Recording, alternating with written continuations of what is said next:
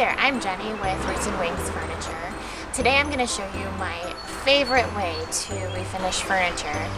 And I'm going to use this coffee table to show you. We're going to refinish the top and paint the base. That's one of my favorite things to do. I think it's a real classic look.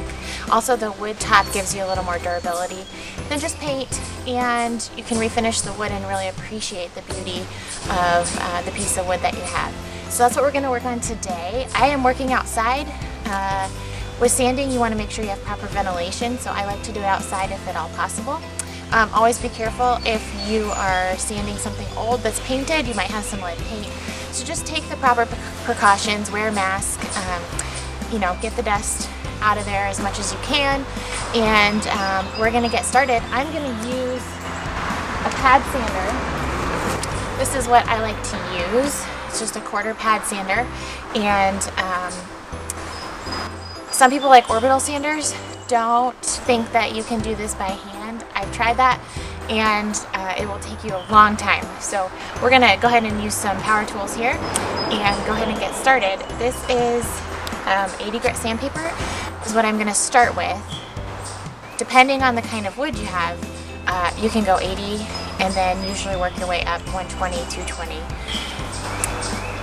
If you're working with veneer, just be real careful that you don't sand through. And I would start with 120 in that case. This is a solid piece of wood, so we can go ahead and take it down without hurting it, but just watch out for that. All right, here we go.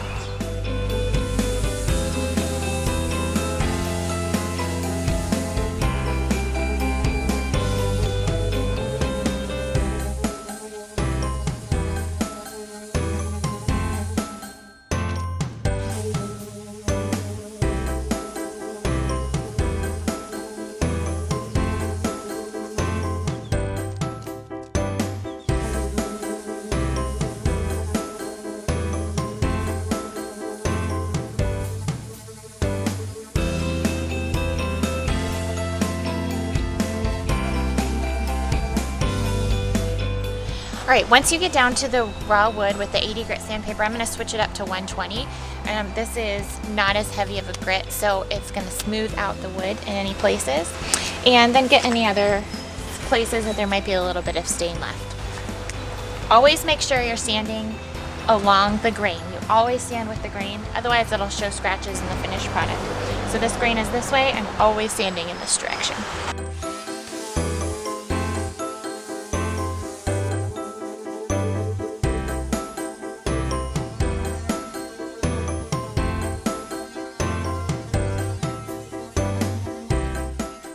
Alright, we finished sanding and getting this piece all stripped down to raw wood. I am back inside just to show you how to stain. You still need to make sure you have good ventilation because the stain I like to use is oil-based, and so it's quite smelly. So make sure you open up the windows, give yourself lots of airflow. So what I like to use is good old Minwax Dark Walnut oil-based stain. This is mostly what you see on my website. I am still looking into some water-based stains and maybe things that aren't quite so noxious, but this is what I usually use. So I'm going to show you that. You need two dry rags. Ragging is my favorite way to apply stain. You can also use a foam brush, a chip brush. There's other ways. You just kind of have to play to figure out which you like best. And let's get started. So this, just to review, this is a solid piece of wood. So we did 80 grit sandpaper and then 120, and then I just washed it down with a damp, not wet, damp rag just to get all the dust off. If you're working with veneer, a wood veneer, I would start with the 120 and then do a 220 sandpaper, sanding down to raw wood. Just be careful you don't sand through the thin veneer. So, all right, let's get started with the stain. I'm going to open up the can of stain and always make sure you give it a stir.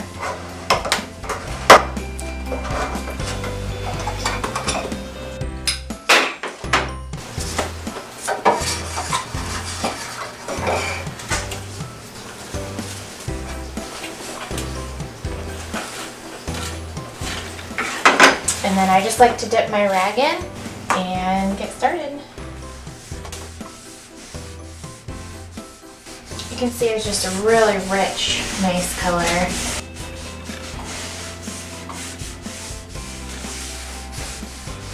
I just apply it until I get the color that I want, and then wipe off the excess once I get it over the entire piece.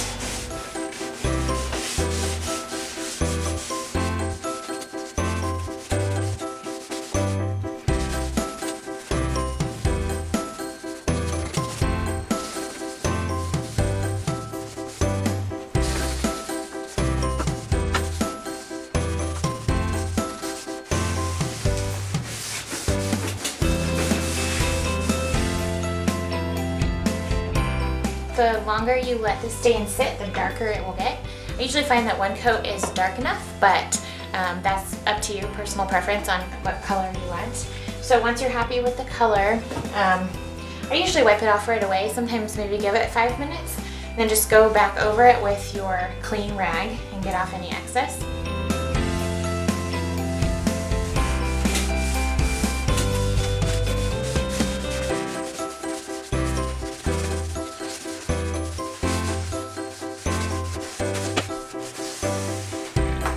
Okay, and be careful with your rags. Since this is oil-based, you need to let them dry flat until they stiffen and harden. Then you can throw them away. Don't just crumple them up and throw them away. You can also put them in a bucket of water, and make sure you check your local regulations as to how to dispose of oil-based stained rags. So we're gonna let this dry. I always let my oil-based stain dry 24 hours before you apply a top coat.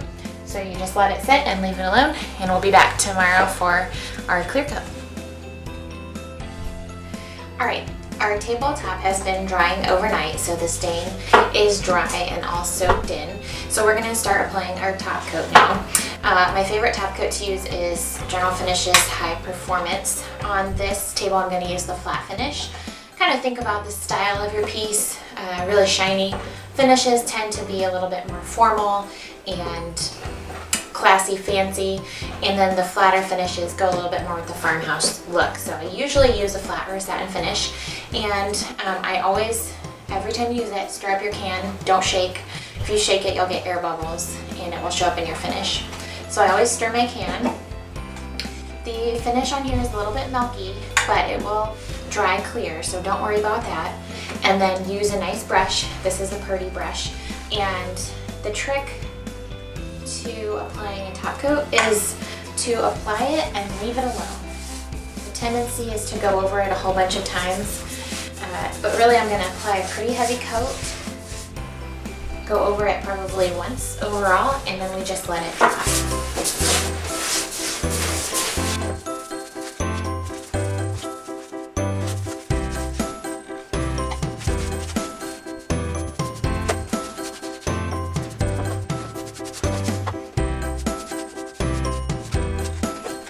Okay, and that's it for the first coat. We're gonna let it dry, I don't know, an hour or two until it's dry, and then I'll come back and show you how to sand and apply another coat. We're gonna do a total of 3 top coats, and that's just gonna give it a really nice hard finish to protect the wood. Now, at this point, I'm gonna go ahead and paint the base of the piece. I like to always stain the top before I do the base, and that's only because I'm pretty messy when I stain, and I don't want the stain to get on my freshly painted base. So I'm gonna go ahead and get this painted up, and then we'll continue on with the top.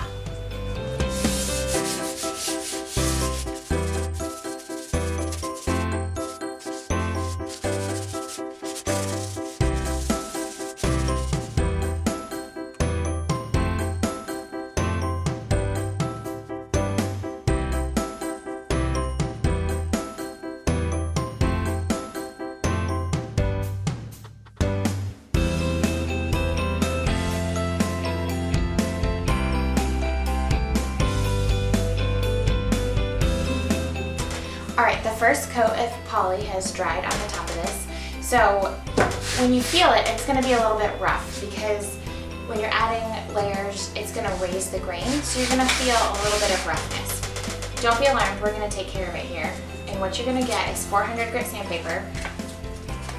I like to just fold the piece in half, and we're going to run it over the top. We're not going to sand very hard.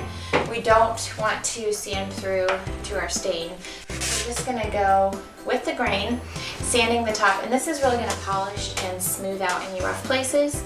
and then we will go ahead and wipe it down and do another coat of poly just like we did before.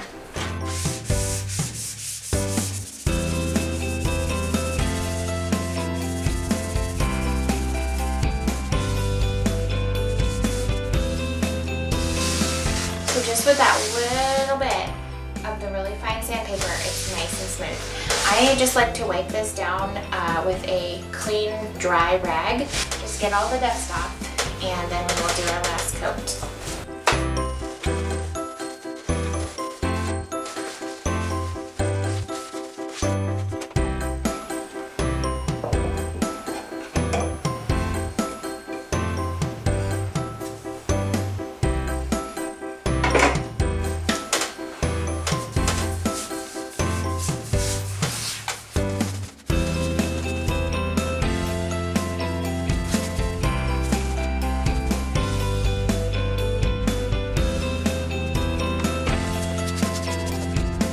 Alright, that's it for the second coat. I'm going to go ahead and let it dry again, another hour or two, and then we're going to repeat the exact same thing with the 400 grit sandpaper and then the last coat of poly. After the last coat of poly is dry, give it 24 hours before you use it. Just let it harden real good, and then it'll be good to use. At this point, I'm going to go ahead and put on my last coat of paint, and then it'll be all finished up, and I'll show you the finished product.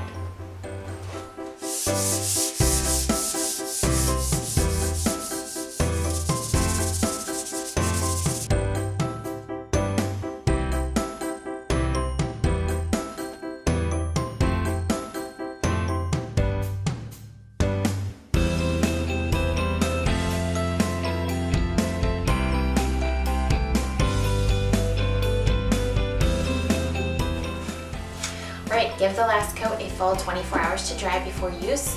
I'm going to go ahead and distress the bottom where it's painted, and I will show you the finished result.